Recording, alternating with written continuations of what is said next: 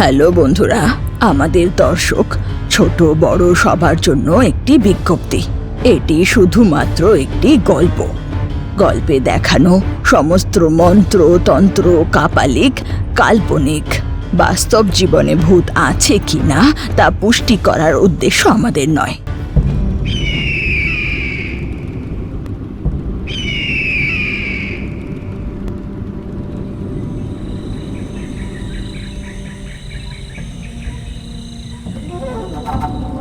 যেমন তুমি প্রতিজ্ঞা করেছিলে, 10টা সোনার মুদ্রা দাও। জাদুর শেষ পর্যায়ে আজ রাতি করব। তোমার শত্রুর মেয়ে ছটপট করে মরে যাবে।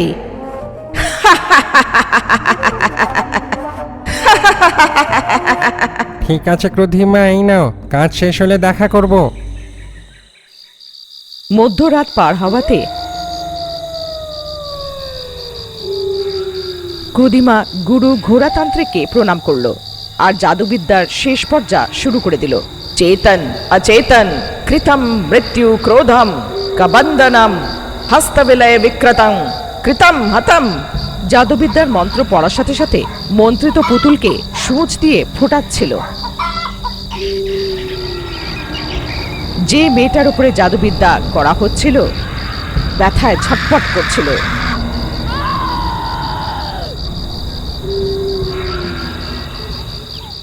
সকাল হওয়ার পর ওই বাড়ির সকলে কাঁদছিল যে মেয়ে মারা গেছে।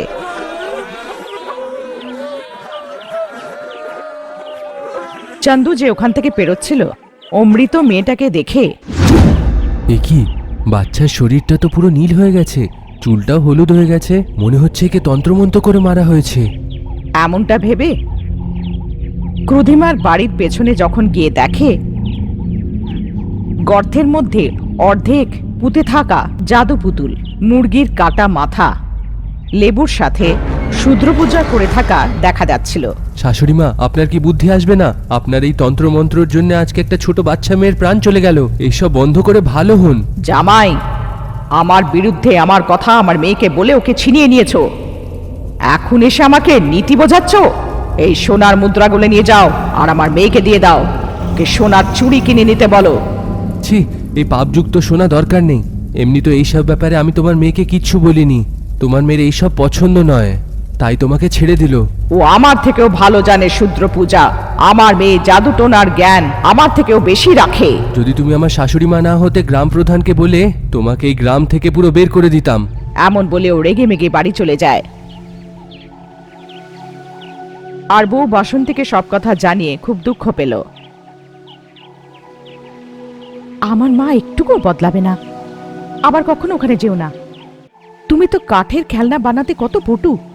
তোমার থেকে আমি এই কাজ শিখেছি। আমরা খুব ভালোভাবে মন লাগিয়ে কাজ করলে শান্তিতে জীবন কাটবে। যে জিনিসগুলোর দরকার নেই ওতে জানতে হবে না। এইভাবে বরকে বুঝিয়ে ওরা দুজনে নিজের কাজ করছে। বাসন্তীর মা ক্রোধিমা নামের তান্ত্রিকা। বাসন্তী নিজের মায়ের থেকে তন্ত্রমন্ত্র শিখেছিল, কিন্তু চন্দ্রুর সাথে পরিচয় হওয়ার পরে ক্রোধিমা যে শূদ্র পূজা করেছিল তার কারণে শুধু খারাপই হবে, ভালো হতে পারবে না। এটা জেনে মাকে ছেড়ে চন্দ্রুর সাথে বিয়ে করে ক্রোধিমা থেকে দূরে কাঠের খেলনা বিক্রি করে জীবনযাপন করছিল। এমন ছিল, রামপুর গ্রামের জমিদারের মেয়ের উপরে কেউ বশীকরণ করেছে, এমনটা জমিদারের সন্দেহ ছিল। দিবান মশাইয়ের পরামর্শে জমিদার মানিকের ধরম একলাই মহুয়ায় গিয়ে মন্ত্রজানা কাকের সঙ্গে দেখা করে মেয়েকে বাঁচানোর জন্য বিনতি করে। আপনার এই সন্দেহটা কেন হলো যে মেয়ের উপরে জাদু করা হয়েছে? কাকি, আমার মেয়ে আমার বন্ধুর ছেলে বিষ্ণুবর্ধনকে ভালোবাসে।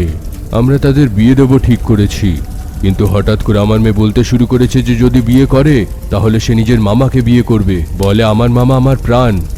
সে একটা অলসা জুয়া খেলে, এমন কোনো নেশা নেই যেটা সে করে না। ওর স্ত্রী ওর যাতনাগুলো সহ্য না করতে পেরে কুয়োতে ঝাঁপ দিয়ে মারা যায়। ওর বয়সও আমার মেয়ের থেকে 20 বছর বেশি। মামা মানে? আমার স্ত্রীর নিজের ভাই ধনঞ্জয়, আমাদের বিয়ের অনেক বছর পরে জন্মে থাকা একমাত্র সন্তান। আমার মেয়েকে রক্ষা করুন। ঠিক আছে, চলো তোমার গ্রামে। মন্ত্রজানা কাকি রামপুর গ্রামে গিয়ে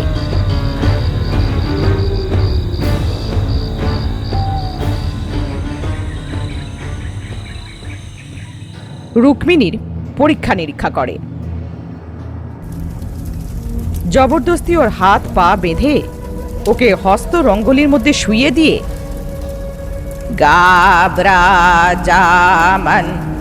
গাবরা জামানজো মন্ত্র জাপ করে জাদু দণ্ডটা দিয়ে ওর মাথায় 3 বার প্রহার করার সাথে সাথে রুক্মিণীর মুখ থেকে আমের আঁঠি বেরিয়ে আসে। আমার মেয়ের বশীকরণ শেষ হয়ে গেছে না কাকি? শেষ তো হয়েছে, কিন্তু আমাদের এটা জানতে হবে এই কাজটা কে বা কেন করেছে।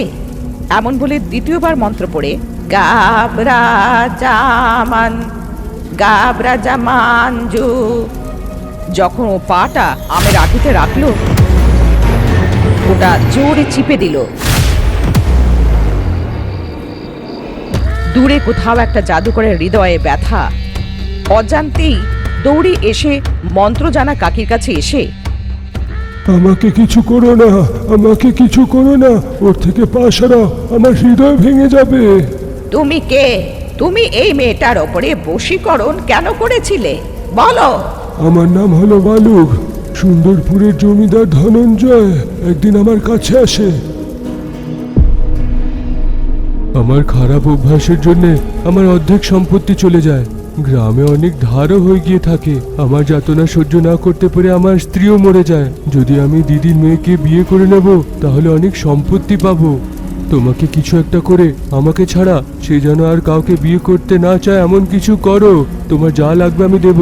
ঠিক আছে। তার নোংরা জামা কাপড় আর চুল আঁচড়ে থাকা সেই চুল, রুক্মিণীর ব্যবহার করে থাকা বস্ত্র দিয়ে ধনঞ্জয় রক্ত মিশিয়ে বশীকরণ কর্ণ বশীকরণ কন্যা কল্যাণকরণ বশীকরণ কর্ণ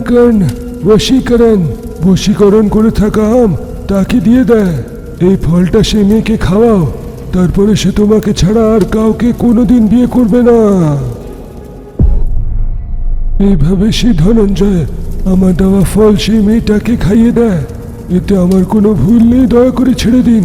প্রেমিককে ছেড়ে অন্য কারোর সাথে বিয়ে করানোর জন্য মন বদল করা এটা ভালো কি? এরা যেন আর কোনো মন্ত্রপাঠ না করতে পারে, দাঁত ভেঙে দাও। যেমন মন্ত্র জানা কাকি বলল, ওরা ওর দাঁত ভেঙে ওখানে ওকে ছেড়ে দিল। মেয়েকে বাঁচানোর জন্য মানিককে ধর মন্ত্র জানা কাকিকে ধন্যবাদ জ্ঞাপন করলো। নিজে গিয়ে মহুয়াতে কাকিকে ছেড়ে এলো। ওই ধনঞ্জয়ের বাচ্চাটা তোমার নিজের ভাইরা ভাই, তুমি ওর সাথে কিছু করতে পারবে না। তাই কাকি, আমি তাকে আমাদের গ্রামে প্রবেশ করায় নিষেধ করে দিয়েছি। এমন বলে চলে যায়। পরের দিন রামপুর গ্রামে ঘোষণা করা হলো, আমাদের গ্রামের কোনো লোক সুন্দরপুর গ্রামে পা রাখবে না, আর সেই গ্রামের লোকেদের আমাদের গ্রামে ঢোকা অনুমতি নেই। যেই আদেশের উল্লঙ্ঘন করবে ওকে কঠিন শাস্তি দেওয়া হবে। এটা জেনে ধনঞ্জয় রেগে বালুকের কাছে গেল। বালুকে ওর অপমানের কথা জানিয়ে, আমার দাঁতে মন্ত্রপালা শক্তি না থাকুক, তাই সে আমার সামনে দাঁত ভেঙে দেয়। নাহলে দাদুটো না করলে তোমার জামাই বাবুকে মেলে আবার রুক্মিণীর উপরে বশীকরণ করতাম। তোমার দাঁত নেই তো কি হয়েছে? আমি তোমার সোনার দাঁত লাগিয়ে দেবো, টাকার অভাব নেই। দাদুগলের দাঁত আলাদা হয়, নকল দাঁত আলাদা। যে আমার দাঁত ভাঙিয়েছে সেই মন্ত্র কাকির দাঁত এনে দাও, আরো শক্তিশালী হয়ে যাব। তুমি যা চাইবে তাই করে দেব। এমনভাবে দুজনে জল্পনা করে যেভাবে হোক মন্ত্রজানা কাকিকে মারতে হবে এটা জানিয়ে ঘোষণা করালো।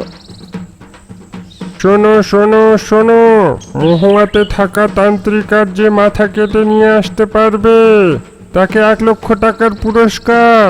কাকির মাথা কেটে নিয়ে এসো, 1 লাখ পুরস্কার নিয়ে যাও। এই কথাটা মুখে মুখে ছড়িয়ে আবু নামের একটা লোক জানতে পারল।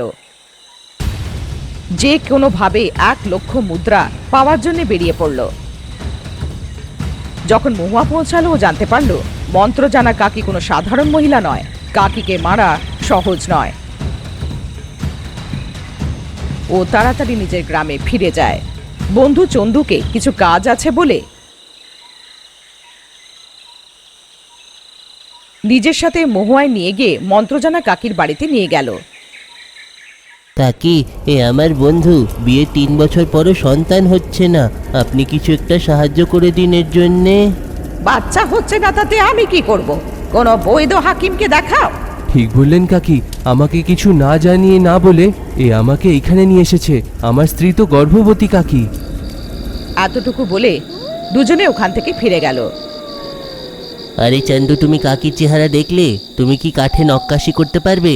একদম পুরোপুরি তেমনই বানাবো, কিন্তু তার জন্য তো অনেক কাঠ লেগে যাবে। কাঠ দিয়ে নয়, আলু দিয়ে বানাতে হবে। আলু দিয়ে? হ্যাঁ, কাকির মাথা আসল মাথা বানালো লোককে সে 1 লক্ষ মুদ্রা দেবে। অর্ধেক তোমার অর্ধেক আমার, কিন্তু এটা গোপন, তোমার স্ত্রীকেও বলো না কিন্তু। এইভাবে কোনো মতে মানিয়ে চন্দুকে কাকির হুবহু মুখটা বানানোর জন্যে 2 দিন অবধি ওর বাড়িতেই রাখলো। কাকির মুখটাকে রাঙা আলু দিয়ে একেবারে হুবহু বানিয়ে দিল।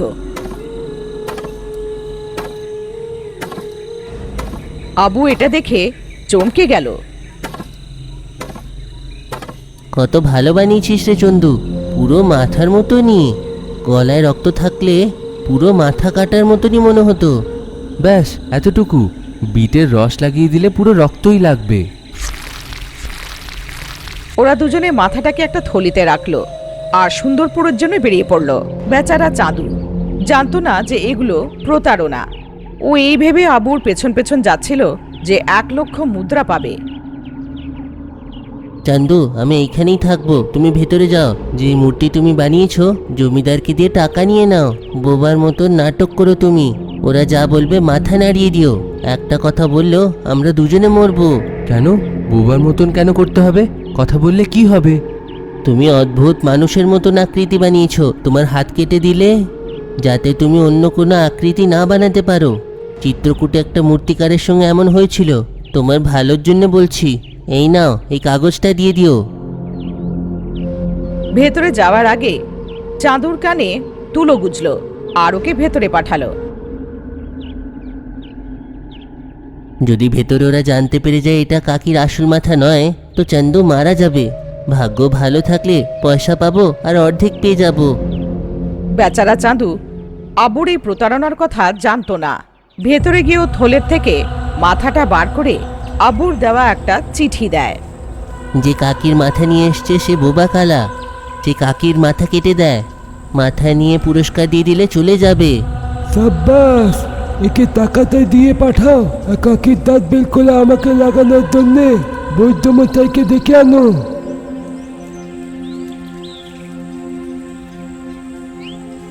কাকির নকলি মাথাটা নিয়ে ওকে 1 লাখ মুদ্রা দিয়ে পাঠিয়ে দিল। চাঁদু পিছনে না দেখে বেরিয়ে আসলো। কানের তুলোটা বার করে বাইরে দাঁড়িয়ে থাকা আবুকে টাকার থলেটা দিল। তোর অর্ধেক, আমার অর্ধেক। ওখানেই টাকার 2 ভাগ করে চলে যায়। তুমি গ্রামে যাও, আমার পাশের গ্রামে কাজ আছে, কাল দেখা হবে। এমন বলে সুন্দরপুর গ্রামে চলে যায়। আমাকে তাড়াতাড়ি যেতে হবে। যদি জানতে পারে যে ওইটা আসল মাথা নয় তাহলে তো প্রাণে মেরে ফেলবে। এমনিতেও আমাকে দেখেনি। এমন ভেবে তাড়াতাড়ি হেঁটে গ্রামের দিকে যায়। চাঁদু গ্রাম পার করে সীমানার দিকে যাচ্ছে। ওইদিকে বৈদ্য এসে কাকির মাথাটা দেখে বলে যে এটা আসল মাথা নয়, এটা রাঙা আলু দিয়ে বানানো হয়েছে। আলু দিয়ে মাথা বানিয়েছে? প্রতারণা! বিশ্বাস হচ্ছে না এটা নকল বলে, পুরো আসলের মতন। ছি, প্রতারণার টাকাটাও গেল। কোনো ব্যাপার না, বেশি দূর যায়নি হয়তো, আমি এক্ষুনি দেখছি। এমন বলে রেগে মেগে সীমানায় গিয়ে দেখে যে চাঁদু কাঁধে পয়সাটা রেখে একলাই হেঁটে যাচ্ছে। তোমার প্রতারণা করার সাহসটা কি করে হলো? মরো! ও ওখানেই নির্দয়ভাবে চাঁদুর মাথাটা কেটে দিয়ে ওখান থেকে চলে যায় আর টাকার থলেটা ফেরত নিয়ে নেয়। এই কথাটা গ্রামের সবাই জানতে পেরে যায়। আবু 2জন লোককে এই কথাটা বলতে শুনে নেয়। শুনতে পেলাম কেউ আমাদের জমিদার মশাইয়ের সঙ্গে প্রতারণা করে পয়সা নিয়ে গেছে। এমনিতে আমাদের জমিদার রাগী, চুপ থোড়ি থাকতো, ওর মাথা কেটে মেরে ফেলেছে। নিশ্চিন্ত হয়ে গ্রামে যাওয়া উচিত, কারোর সন্দেহ হওয়া উচিত নয়। নিজের ভাগের টাকাটা থলেটা নিয়ে সীমানায় পড়ে থাকে চাঁদুর সবটা গাড়ির মধ্যে ঢেলে অজ্ঞাতভাবে নিজের গ্রামে গিয়ে নিজের বাড়িতে টাকাটা লুকিয়ে রেখে বাসন্তীর বাড়ি গিয়ে চাঁদুর দেহটা দিয়ে দেয়। ও বরের মাথা কাটা দেখে জোরে জোরে কাঁদছিল। আমার স্বামীকে কে মারলো? তুমি তো ওকে কোনো কাজের জন্য নিয়ে গেছিলে, তাই না? কি হয়েছে তুমিই বলো। যদি আমি সত্যি বলবো তাহলে জমিদার মশাইয়ের বাড়িতে গিয়ে সত্য জানবে, আর আমার জিনিসও বের হয়ে আসবে। আমার কাছে থাকা অর্ধেক পয়সা নিয়ে সে মাথা কেটে আমাকে মেরে ফেলবে। ও মিথ্যে কথা বলল। মহুয়াতে থাকা মন্ত্র কাকি বলল অনেক কাজ আছে, তাই আমরা গেলাম। কিন্তু তান্ত্রিকা ছোট বাচ্চাদের পুতুল বানাতে বলল। তেমন 100টা পুতুল দরকার, 100টা বাচ্চার উপরে ক্ষুদ্র পুজো করার আছে বলল। চান্দু বলল সে এমন করবে না। তাড়াতাড়ি জমিদারকে আমরা সেই তান্ত্রিকার বিষয় বলতে যাই। ক্লান্ত হয়ে সীমার কাছে আমরা শুয়ে পড়ি, কিন্তু সে পেছনে এসে গেল। চন্দুর মাথা কেটে মেরে ফেললাম, কিন্তু আমি বেঁচে গেলাম। আমার স্বামীকে যে মেরেছে ওই মন্ত্র জানা কাকি আর জমিদারকেই জিজ্ঞেস করব, ওর শেষ দেখব। এটা এতটা সহজ নয় যতটা তুমি ভাবছো। শুনেছি নাকি মন্ত্র কাকি আর জমিদারের ভালো বন্ধুত্ব। এই জিনিসটা আমার সেই গ্রামে যাওয়ার পরে জানলাম। সুন্দরপুরের জমিদারের গুপ্তধন খোঁজার জন্যে, তার বলাতে ক্ষুদ্র পূজা করার জন্যে 100 বাচ্চার উপরে জাদুটোনা করে মারতে চাইতো। খুব খারাপ তান্ত্রিকা। ও যত বড়ই তান্ত্রিকা কেন না হোক, আমি নিজের বদলা নেব। যে আমার স্বামীকে মেরেছে তাকে ছাড়বো না। এমনিতেও তুমি গর্ভবতী, এই গর্ভর সঙ্গে তান্ত্রিকার সামনে যাওয়া ঠিক নয়, ভালো হবে না। তুমি বরঞ্চ ভুলে গিয়ে বাড়িতেই থাকো। এইভাবে মন্ত্রজানা কাকির বিষয়ে নানা খারাপ কথা বলে আবু চুপচাপ নিজের বউ আর বাচ্চাদেরকে নিয়ে গ্রাম ছেড়ে চলিয়ে যায়। স্বামীকে ছাড়া রোজ ছটপট করছিল বাসন্তী। একদিন একলা মন্ত্রজানা কাকির বাড়িতে গিয়ে কাকির উপরে নজর রাখতে শুরু করলো।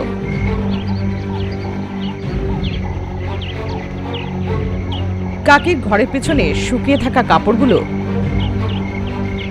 কাকির হাঁটার জায়গার মাটিগুলো নিয়ে নিজের গ্রামে ফেরত এলো। রোজ একটু একটু করে বানিয়ে কাকির একটা কাঠের পুতুল বানালো। তার উপরে কাকি যে শাড়িটা পরতো সেটা বেঁধে দিয়ে, তোর শেষ তাড়াতাড়ি হবে মন্ত্রজানা কাকি, শক্তিশালী মূর্তি স্তম্ভন জাদুটোনা করব, এর থেকে কেউ বাঁচতে পারবে না। মূর্তি স্তম্ভন জাদুটোনা। কিছু সময় পরে বাসন্তী একটা মেয়েকে জন্ম দিল। মেয়ের নাম ভূমিকা রাখলো। ও প্রতিজ্ঞা করেছিল যতই মুশকিল সময় এসে যাক ও মায়ের সাহায্য কোনোদিনও নেবে না। কিন্তু আর কোনো রাস্তা না থাকায় ক্রুধিমার কাছে গিয়ে নিজের মেয়েটাকে মায়ের হাতে দিয়ে আসে। মা, আমার মেয়েটাকে দেখো, আমি একটা জরুরি কাজে যাচ্ছি, কাজ শেষ হতেই চলে আসব। আমার নাতনি দেখাশোনা করার জন্য আলাদা করে বলতে হবে নাকি? তুমি এসেছো, অতটাই যথেষ্ট। জামাই কোথায়? এখনো কি আমার উপরে রেগে আছে জামাই?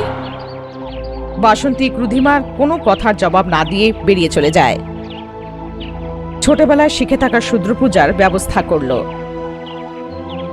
নিজের মাথার চুল কেটে দিল, মাথার টিপ মুছে দিল। মধ্যরাতে চণ্ড প্রেত শক্তিকে জাগায়। চণ্ড ডমডমা ডিমডিমা মৃত্রি গ্রহ গমগমা গমগমা প্রেতৌ চাটন চম ভ্রম গ্রম জাগো চণ্ড জাগো। ওই জাদুটোনা প্রেতটাকে কাঠের মন্ত্রজানা কাকের পুতুলের মধ্যে ঢোকায়। তোমার শেষ আমার হাতে বুড়ি, তুমি ঠিক 9 দিনের দিন মারা যাবে। ওদিকে মন্ত্রজানা কাকি যাচ্ছিল, ওর মাথার উপরে কাগেরা ঘোরাফেরা করছে। এমন কি হলো হঠাৎ করে আমার মাথার উপরে কাগেরা ঘুরছে, এমনটা ভেবে চলে যায়।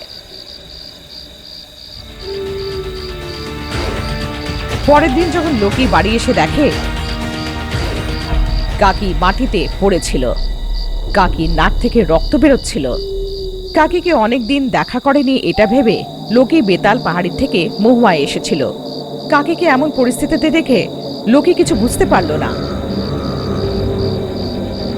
সাথে সাথে মায়াবী দর্পণে জমদগ্গিকে ডাকলো। একটুকু দেরি না করে জমদগ্গি ওখানে এসে যায়। জমদগ্গি কাকিকে পরীক্ষা নিরীক্ষা করলো। কেউ কাকির উপরে জাদু টোনা করেছে।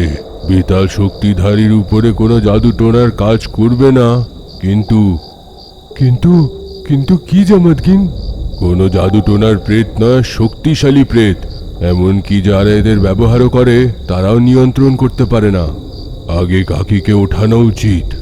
জমদগ্গি নিজের বেতাল মুকুটটা বার করে কাকির মাথায় রাখার সাথে সাথে কাকির জ্ঞান ফিরল। আমার উপরে জাদুটোনা কে করলো তার শেষ দেখব। যখন আমি উঠোনে শুকনো কাপড় দেখলাম না, তখনই সন্দেহ হয়েছে। গাবরা জামান জু। সুনক সওয়ারি প্রেতকে ডেকে পেছনে আমার পায়ের চিহ্ন ছাড়া কোনো বাইরের লোকের ছাপ যদি হয়, সে পায়ের ছাপ যার, আমাকে তার কাছে নিয়ে চলো। সুনক সওয়ারি প্রেত উঠোনে গিয়ে 1 মাস আগের পায়ের গন্ধটা শুকে পালমপুরে বাসন্তীর বাড়িটা দেখিয়ে দেয়।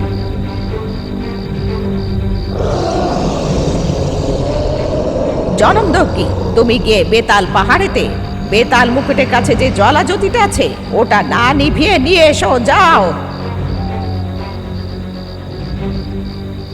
ভেতরে গিয়ে যখন দেখে কাকির কাঠের বানানো অনেক বড় মূর্তি, তার পাশে একটা বড় থালায় অনেক খাবার নিয়ে খাচ্ছে বাসন্তী।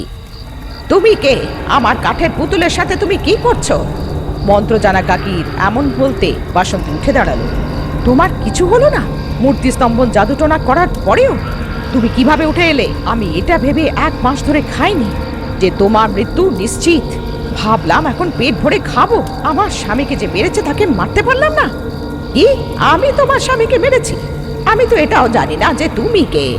মন্ত্র জানা কাকিকে আবু যে কথাটা বলেছিল সেটা জানিয়ে দিয়ে, যেহেতু আমার স্বামী জাদুটোনার পুতুল বানাবে না বলেছিল, তুমি তার মাথা কেটে নির্মম হত্যা করেছো। আমি কালো জাদুর পুতুল বানাতে বলেছিলাম? এ আবুটা আবার কে? তোমার স্বামীর কোনো ব্যবহৃত জিনিস আমাকে দাও। চাঁদু যে জামা কাপড়গুলো পরতো সেটা নিয়ে ওটা বেতাল রঙ্গলির মধ্যে রেখে বেতাল তন্ত্র করে গাবরা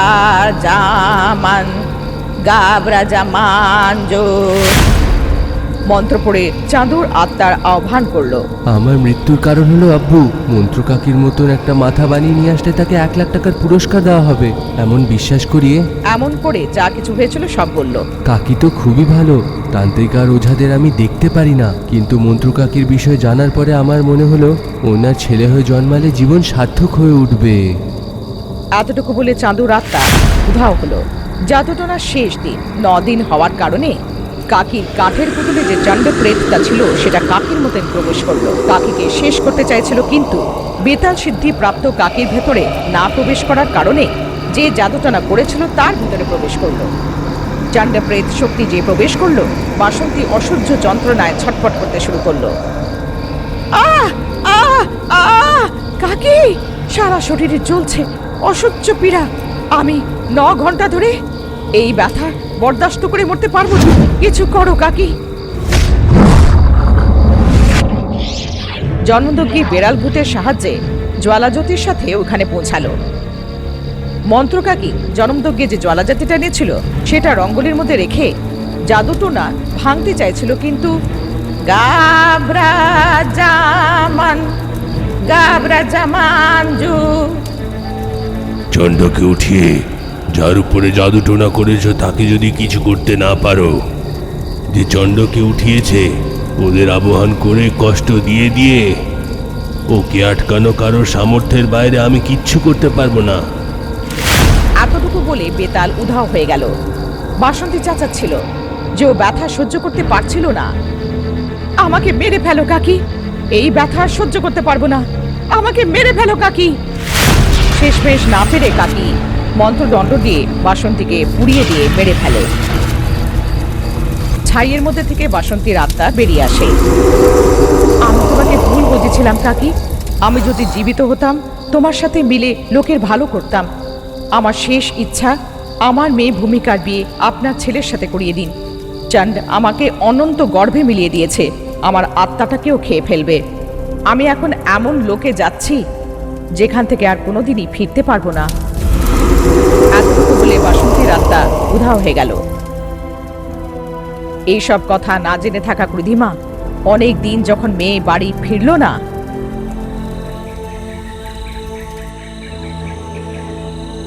নিজের থেকে পালমপুরে এলো। আর জামাইয়ের বাড়ি গিয়ে যখন দেখলো ঘরের মাঝখানে ছাইয়ের ঢের, বাড়িতে কাঠের পুতুল, জামাইয়ের ফটোতে মালা, কেঁদে চলে যায়। ওর জামাইয়ের মৃত্যুর কারণ কি? ওই ছাইয়ের ঢেরের মধ্যে কার অস্থি আছে? ওর মেয়ের কি হলো? বাড়ির ভেতরে কাঠের পুতুলটা কার? এইসব প্রশ্নের উত্তর না পাওয়াতে খুব চিন্তিত ছিল। ঘোড়াতান্ত্রিকের কথা মনে পড়ে। এখন তুমি প্রথম ধাপে আছো ক্রুদ্ধিমা। আরো বেশি পাওয়ার জন্য বেতালকে প্রসন্ন করতে হবে। 16 বছর ধরে বেতাল তপস্যা করো।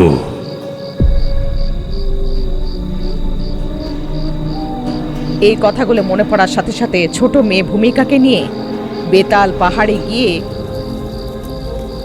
একটা গুহায় বেতালের মূর্তি বানিয়ে প্রত্যেকটা দিন 9 ঘন্টা কঠোর সাধনা করছে। এইভাবে 9টা বছর পরে একদিন বেতাল প্রসন্ন হলো। তুমি যেই বেতাল সিদ্ধি প্রাপ্ত করতে চাইতে সেটা তুমি কোনোদিনই পাবে না। তুমি রাগের মাথায় প্রতিশোধের জন্য এই পুজো করতে চাও, এমন সাধনা করছো। এমন লোকেদেরকে আমি বেতাল শিক্ষা দিইনি। এতদিনের কঠোর সাধনার জন্য আমাকে একটা বরদান দাও। কি দরকার? আমার মেয়েকে দেখাও। আমার মেয়ে কোথায়? তোমার মেয়ে মরে গেছে, তাকে আবার করে তোলা খুবই কষ্টকর। তোমার মেয়ের শেষ সময় বললে দেখাতে পারি। এমন বলে মায়াবী দর্পণে দেখায়। আমার মেয়েকে ভস্য করে থাকা এই বুড়িটা কে? মন্ত্র কাকি। এতটুকু বলে বেতাল উধাও হয়ে যায়। সেই ক্ষণ থেকে নিজের মেয়েকে মেরে থাকা মন্ত্রজানা কাকির উপরে প্রতিশোধের ভাবনা, সেই ভাব নিয়ে নিজের গুরু ঘোড়াতান্ত্রিকের কাছে গিয়ে সবকিছু জানায়। বেতাল মুকুটের লোকেদেরকে মারার জন্য তোমার বেতাল থেকেও শক্তিশালী কিছু প্রাপ্ত করা উচিত। বেতালের বিরুদ্ধে কাজ করে থাকা পাতাল শক্তির উপাসনা করো। এমন বলে কানে মন্ত্র দেয়। 9 বছর নিজের নাতনির সাথে পাতাল গুহায় থেকে দুজনে 16 বছর অবধি পাতাল তপস্যা করে পাতালকে প্রসন্ন করে দুজনে পাতাল মুকুট প্রাপ্ত করে। गा गो गोरक गाब्रका बा बो बोरक बीरक कारका जा जो जोरक जारक कारका बा मृगा मृत्यु मरण कारका। যতই সময় লাগুক, মেয়েকে যে মন্ত্রজানা কাকি মেরেছিল তাকে মারার জন্য প্রতিজ্ঞা করে। কিন্তু নাতনি ভূমিকাকে এইসব কথা ও জানায় না। এমন কোনো দুঃখ নেই যেটা ছোটবেলা থেকে আমার নাতনি সহ্য করেনি। ওর মা বাবা মারা গেছে, এটা জেনে ওর হৃদয়ে কি হবে। ভূমিকাকেও ওর মা বাবার কথা আমি জানাবো না। আমি একলা দুঃখ সহ্য করব। আমি একলা ওই মন্ত্রজানা কাকিকে যন্ত্রণা দিয়ে মেরে ফেলবো।